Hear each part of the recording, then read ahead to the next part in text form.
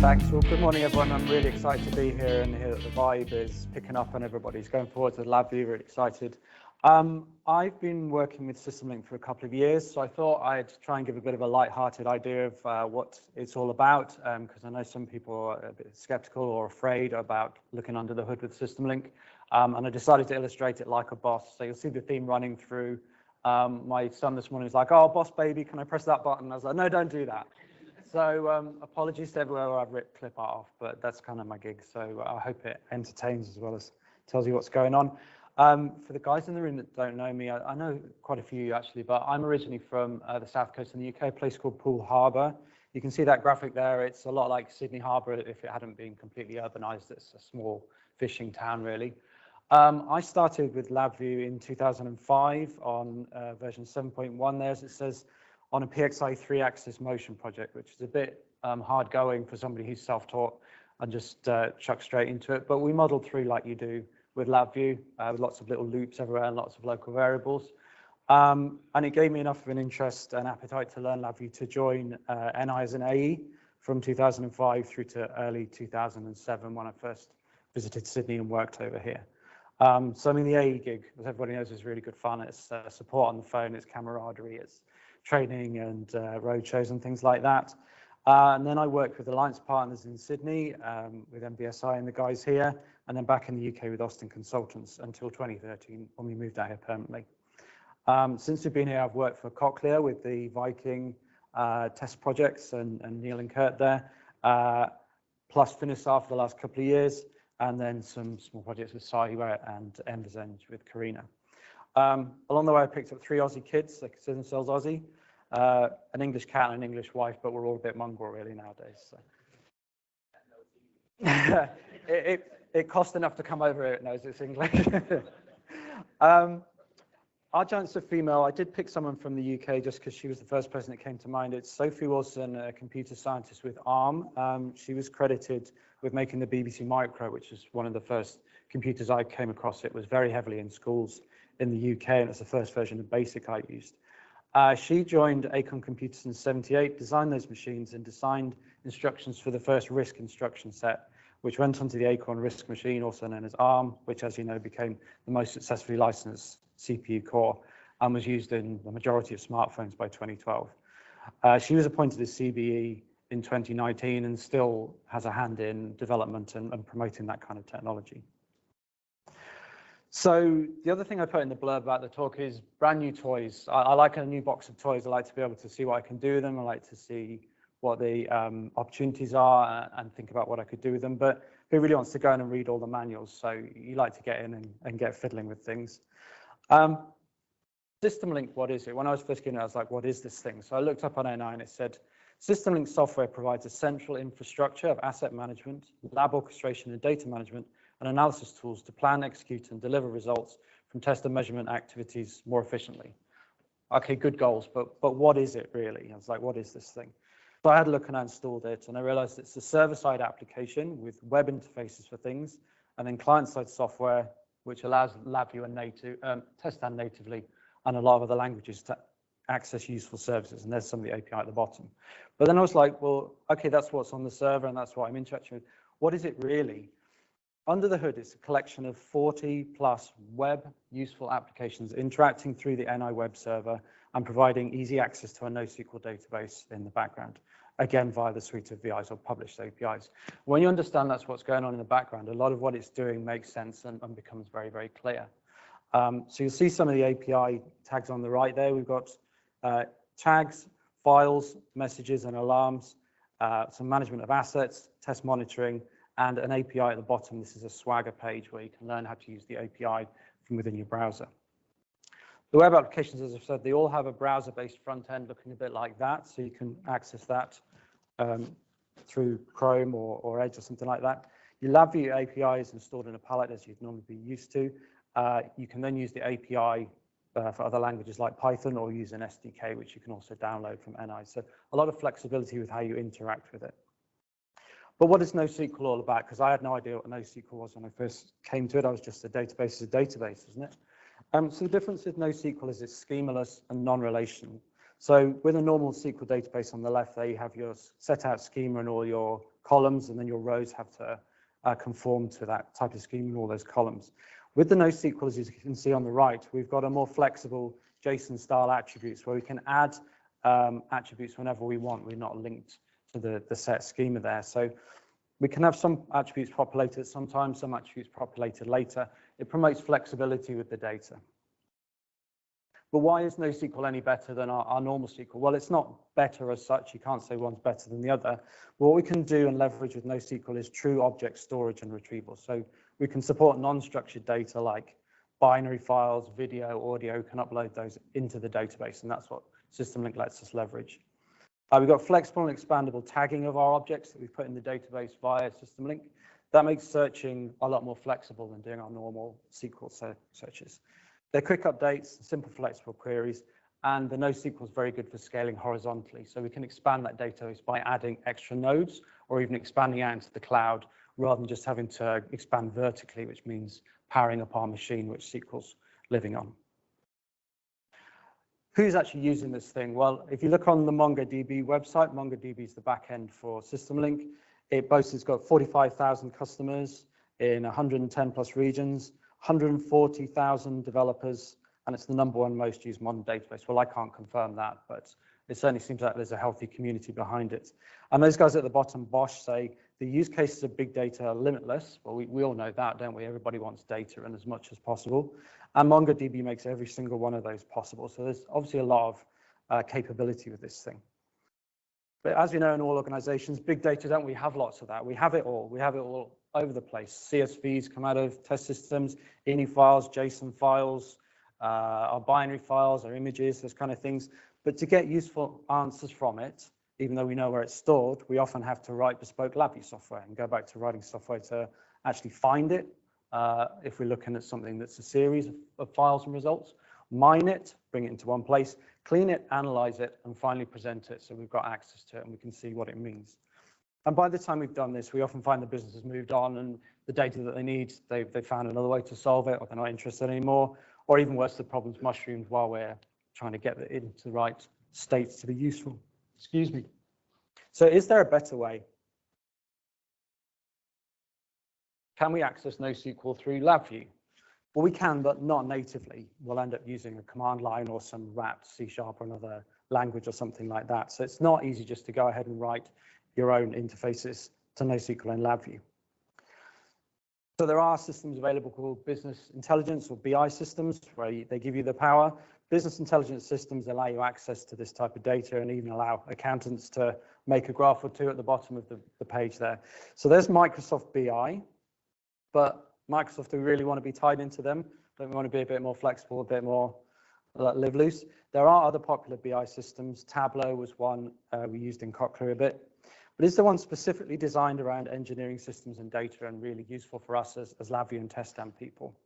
Where can we find an off-the-shelf, easy, friendly, centrally controlled BI that likes LabVIEW for publishing, organizing, searching, mining, and generally being a big boss over test and measurement data and has our world-class support that we already know that NI gives us? Where would we find that kind of system? Well, SystemLink offers those features for us. Here are some of those native types I talked about being installed, which do give us the LabVIEW access, which I just said we can't get to the NoSQL. We've got a palette which allows us to send files, query files, download them, and work with their properties. We've got a section of the palette which allows us to work with tags, which are point-by-point data updates. Just go to the server, so we've got the ability to build them, open them, write them, and read them. And we've got message API on the right there, which we use quite a lot in our proof of concept. That's a pub/sub message system where you can subscribe multiple listeners to your messages and just with a string type for the address, read and write to them.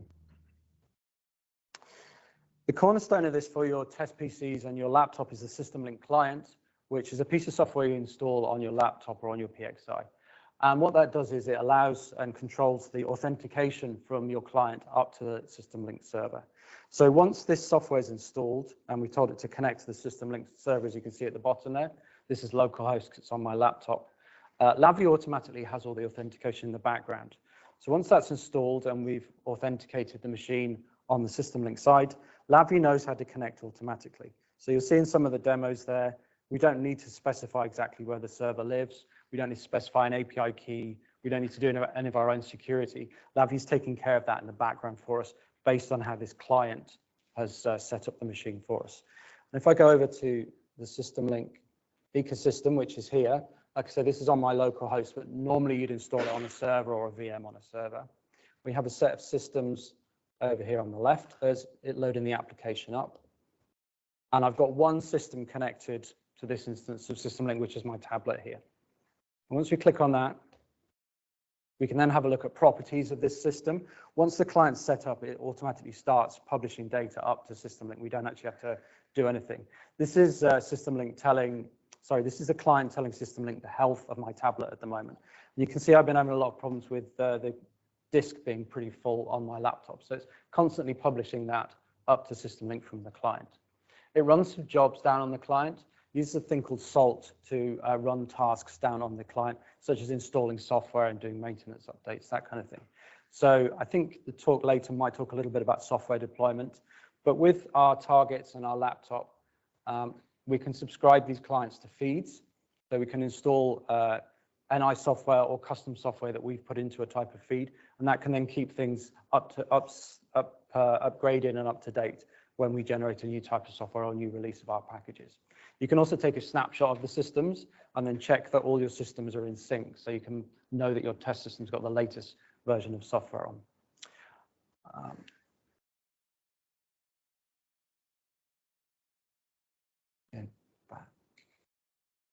There we go.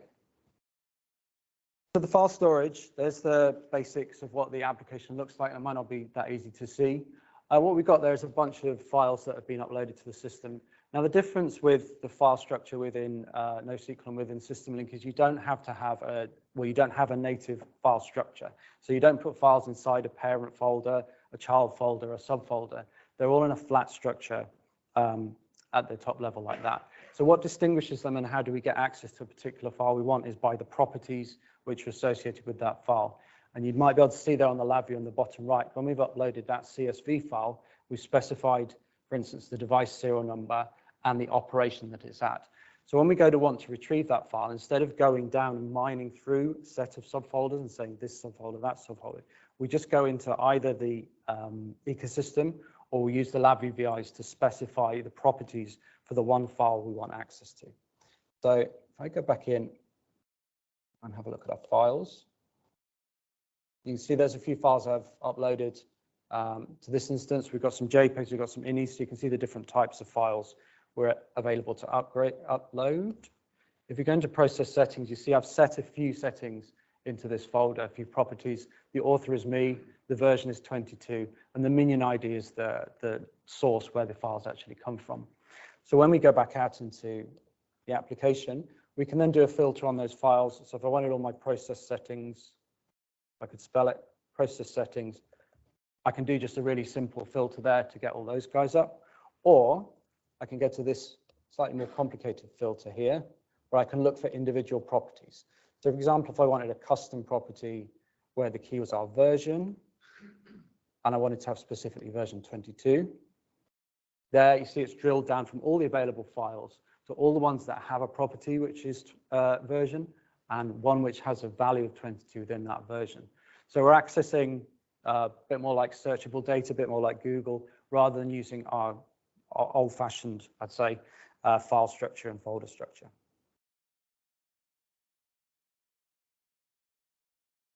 So, Mark. Yeah. At the beginning, you mentioned the property setup, whether it was JSON or XML or something, I can't remember. Presumably, you can add anything you want in there. Yep. Is there any visibility as to what properties actually exist? Like, is there sort of a register of everything that's available, or? No, you can add anything you want to them. No, but you're trying to build a filter. Once they're knowing that there is a version field available. Yeah. If you forgot how you typed it or something. Sorry, the question was, is there any way to know what properties are actually already associated with the file itself? Or with anything in your database, let's say. I don't know about that one. I've only looked at it with Mongo file specific. I think you've got an answer over there, though. You can write a LabVIEW code to go through properties and then list it out. Well, yeah. Yeah, you can do anything with LabVIEW. LabVIEW on API code, you can any API, it can be Python, whatever. No worries. You can access your SystemLink API and go through all your properties and list out, so at least you know what is available and you can key in. It is very specific in terms of characters and all that, so it has to be the same to create filters properly. Yep, Nancy. Because I'm learning this with you guys. So, so I'm assuming it's like if I want to create a new property, I can create my new property, hair color. Yeah. And then what are the different types of properties? So, are kind of like if I'm doing something in a spreadsheet, I might do text, I might do numeric, whatever. Is there a certain type, or is it always just a string? They all end up as text type. So yeah, you could put a numeric in the middle. Yeah, all text files. Yeah. Here's JSON at the back end. So that was, sorry, did that answer the question, Chris? Yeah, I'm just curious about how the properties, are there any constraints on them? Or is there any infrastructure which helps you to interact with the properties that you've like design them or something? last year or whatever? Not that I've seen it. I think it'd be one of those things that you'd want to like design a little bit yourself and make kind of a company-wide or a project-wide. But they're only for the developer rather than provided through the framework. Yeah, I mean, one of the things we've used it for is like versioning and archiving and verification. So you basically put a flag on that says, "No, I want all the files that are verified and not archived," something like that. So it doesn't natively have a way to do versioning, so you tend to use properties for something like that, really. Just to add, some properties like my demo, you can, on the system settings, you can put a group as the property name and any tag to it, and then pops up groups of your systems. Later I can show my demo. But yeah, there's some property names that SystemLink knows and Right. For systems themselves. Yeah, sorry, the comment was there are specific settings which are always available for systems. They're always available, yes, so documents aren't accessed by going through the folder structure, they're accessed by using their properties. And that's kind of a thread that goes through a lot of things in SystemLink. So tags, you have your properties. As Anoop said, systems, you have your properties. It's kind of an overarching concept. I said about using the Swagger interface. If you go to NI APIs, it shows you all the available definitions and the different types of APIs that are available for you to use in a third-party language such as Python. So this is quite common industry-wide, and you can actually play around with the calls within the Swagger system. So you can log in as yourself, select which type of API you want to play with, and as you can see on the right there, it will show you what type of reply to expect, so you can know how to parse that when you bring it back into your software. But what if you want your own type of custom-looking window within the SystemLink ecosystem? Well, do you remember that guy at the top right, LabVIEW NXG? A lot of that behavior has gone into the GWeb development software. And not having used NXG much, I wanted to figure out how easy this thing was to get going with, and it is really easy. It's really easy to get going. And then it will build you your own HTML pages with JavaScript objects within them, which will communicate into and out with SystemLink. So there's an example, it's not too easy to see, of a custom page we made, and then you host that within the SystemLink ecosystem by going to custom applications. They basically end up there where it says web applications. So you can launch them from within the browser portal, and they can communicate backwards and forwards with your SystemLink system.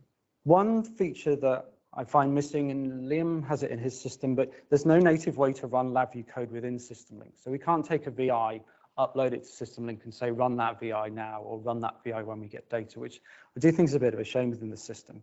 So what we decided to do with our proof of concept was put a wrapper around LabVIEW code and run that on a separate worker server. But what we can do with that code once it's wrapped is it can listen to messages to run the service up. It can accept messages to post information to them, and it can accept messages to collect information from the VI. So remember we talked about that messaging APIs like a pub sub type thing. This can break applications down into multiple microservices instead of being one big monolith. And microservices is quite a hot topic at the moment as well, by defining a consistent API and consistent endpoints. So we know where our VIs are running, we can switch the messages to those VIs, and then we can send messages through the messaging structure and collect information back again. And there's an example of the type of structure we were using. The LabVIEW magic is behind the hat in the middle. What we've got there is a message that we subscribe to called run VI on my PC. So if this was run on multiple clients, we typically change that to run VI on my tablet, run VI on my PXI, or something that addressed the specific PC. And then we send cluster type on the top left in, which contains our function, which we want to activate, contains some data, which we want to go into the VI. I've put in a JSON format there because we're looking at text, and the reply channel. So this is where we want the data to come back out of the magic and be sent back to wherever it was actually activated from. So you see, if those elements are found within the JSON string coming out of the message, we'll activate the function, in this instance, calibration 1. We'll use the data that's coming in on the JSON and can be then unbundled and work with inside the LabVIEW magic. And then on the reply channel, we'll send our data back out again in JSON format. So in that way, we've got a controllable, contained VI. It has to run on its own server, but it's in effect a microservice that we can communicate with using the messaging structures within LabVIEW. One more thing we can do with SystemLink Advanced is the function to control the scope of data access. So for example, we might want within our SystemLink application, R&D to have their own portal of data, which they can publish, and then production don't necessarily, or production specifically don't have access to that data.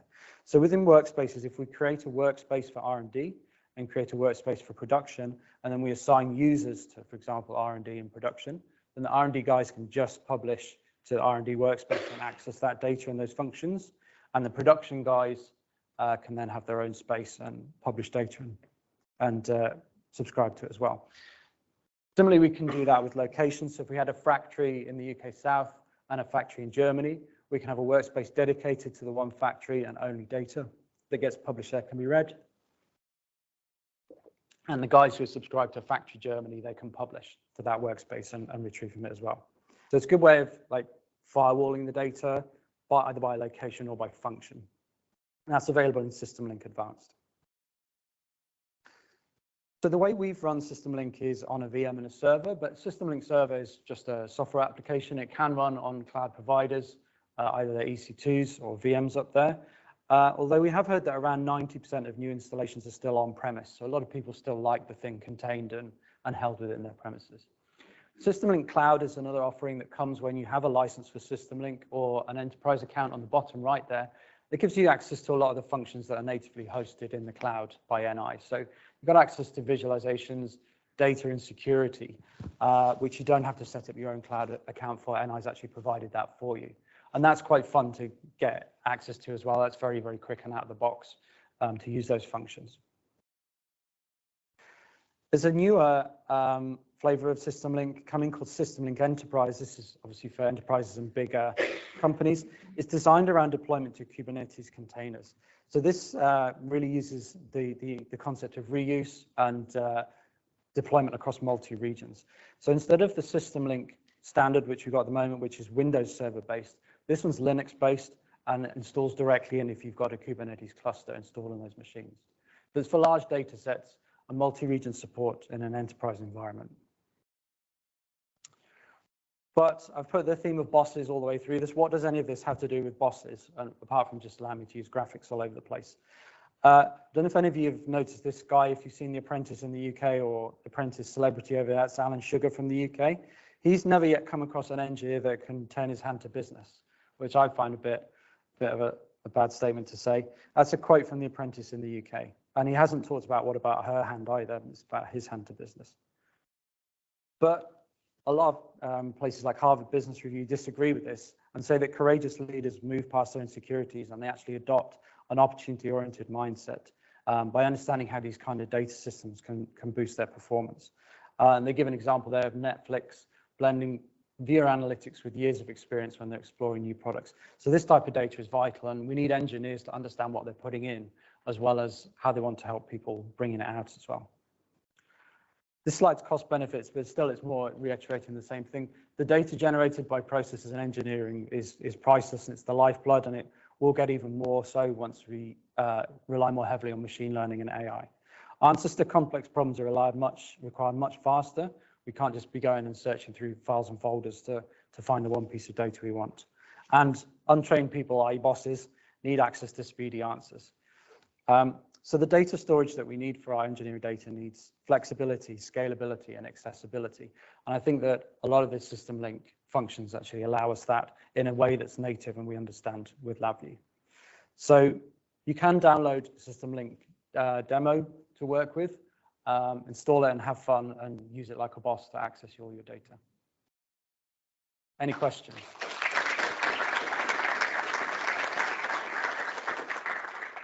Chris? I'll have another go. So once you've got like a whole lot of data in your SystemLink world, presumably you still need to write your own custom analysis tools. And I guess my question is really, what does it matter how the data is stored? How do you get it back out? You specifically, in order to analyze some calibration data from this type of system, you still need to have a custom tool for working with that type of data. So I think, I mean, for the first instance, the searching tools that we've looked at and the LabVIEW tools for bringing it out again will get you to understand what your question is, you understand what you're trying to find, and then you develop the more complicated tool. So you don't just hit it with the more complicated tool. You tend to have a first pass and see what you find out. There are other plugin toolkits to SystemLink that I haven't gone through that write those kind of reports for you. And I did have a demo of a dashboard somewhere, which shows you just on the day-to-day, this guy. So I had a factory there that was outputting the number of widgets it made per day. This one's a live, like production style dashboard for that. It's not the reporting you're talking about, but it could give you an idea of what kind of things you wanted to monitor for that type of reporting. There is a Jupyter Notebooks built into SystemLink, so anyone who's good at Python could start writing and accessing from within the ecosystem as well and generating reports from that way. Does that partially answer your question? You can also get a TVMS data plugin as well. Yep, there is that. You can use that to. I guess the good thing that came out of that, I suppose, is that you're less constrained on how you analyze things. Yep. You can leverage many different types of technology. Totally. I mean, NI's had DDM for years, which if you learn that, it can generate the reports for you. But Never heard of it. is that another toy? Anybody else? Sorry, I was just going to add to Chris, the test module that you can add to SystemLink has a whole heap of built-in statistical analysis report features as well. Statistics based on what? Like your Pareto charts and. But of what? So you've defined a bunch of random tags for your data. How does this generic tool know what to produce statistics about? Well, so your test system will pass all that test data up to SystemLink. As like a CSV. Well, it will send report files, but it also can send tags. Is that right? Yeah, well, Test Stand just does it behind the scenes, doesn't it, for you? You don't even have to think about it. But there must be tags that are like pre-planned. Like it's producing tags on the way in, and then it's got a corresponding tool for doing statistical analysis once the data is uploaded. Yeah. So it's Sorry. Can I add to that? Yeah, Chris? Do you want a microphone? The tags there are your test step names. So automatic, so if you add a new test step in your test sequence, say test voltage at test point 3, it creates a tag. And you add a new test for test voltage at test point 8, it creates a new tag. yeah, right. So then it automatically. So this NI tool is sort of able to standardize the types of tags that are written up to SystemLink, so that you can work with them. Yes, so it's your test names that anything that you have result recording enabled in your test sequence, or LabVIEW code that you use test monitor for, creates tags, and you can run analysis. It gives you graphs for doing Six Sigma type of analysis and CPK type of analysis on your test data. I'm asking lots of questions because if you go to the AI website and look at the SystemLink page, you get all the buzzwords crammed into every single paragraph, and you walk away not having a clue what this thing actually is. So, Yeah, but that's pretty much It's insane. Driven by marketing, none of this. John. I've got a question. Can you comment on SystemLink is a good or can do data analytics? And when I say that, because most of the times when we're analyzing data, if we know what we're looking for, then great. You know what you're looking for. But most of the times, if you don't know what you're looking for, I'd imagine, let's say if I'm analyzing in Excel, we can use pivot tables, you can swap things out, see what happens, see different trends. But again, if you don't know what you're looking for, you need a playground to kind of experiment. Does SystemLink give you these playgrounds to visualize different data, or is this something that you have to take offline? You can do visualizations in it as well as those dashboards. There's a Grafana plugin that some guys have used. I think, did you use that for the project you were on, the Grafana visualization? No. In terms of ML, I think they're buying and they're bringing it into the system, but it's not native. It's not certainly not something I've used. As Chris says, there's a lot on the website about what you can plug into it. But I just think, I think the foundations are there, and once you understand the foundations and what it's doing behind the scenes, you can see how everything builds on top of it. But yeah, no, not something I've experienced. Sorry. You definitely can teach, as you mentioned, there's already Jupyter Hub included in there, so you can run, if you have a Jupyter notebook, just go in there, and it natively supports all the files that we have stored in there. You can look at those files natively in Jupyter notebooks. So we can paste and Sorry, coming to you. Like things like this and read the data from the TLS files. So you mentioned about doing a proof of concept for your work, and SystemLink comes with a lot of different options in terms of modules and things like that. So I was wondering what, for your proof of concept, which modules you used and what was useful. We used mainly the native stuff actually, because it was based on that messaging structure and using it as pub/sub. I mean, the messaging structures you can get from anywhere, it's RabbitMQ, ZeroMQ. We just found this really simple to get going as a managed messaging structure. You know, everything's within the ecosystem. Everything's got security and authentication against it. You can kind of ring fence it against the rest of the operation.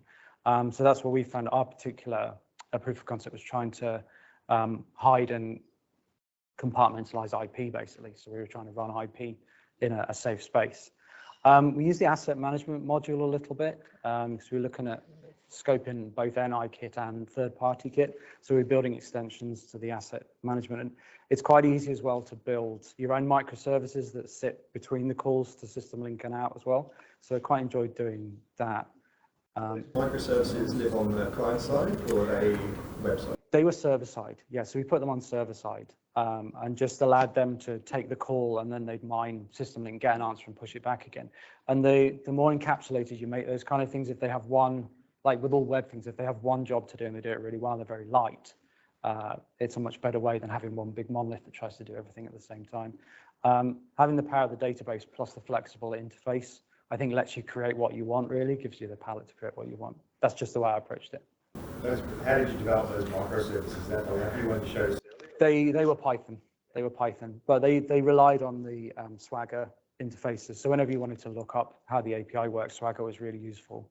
But yeah, you did need to know your data types by that point. So. Hi. Can you extend that? Can SystemLink also be able to get information from OPC server or OPC-based equipment? Not natively. I think you'd have to build some LabVIEW to push that kind of thing in. Sorry, I'm wrong. Anything else? Thank you.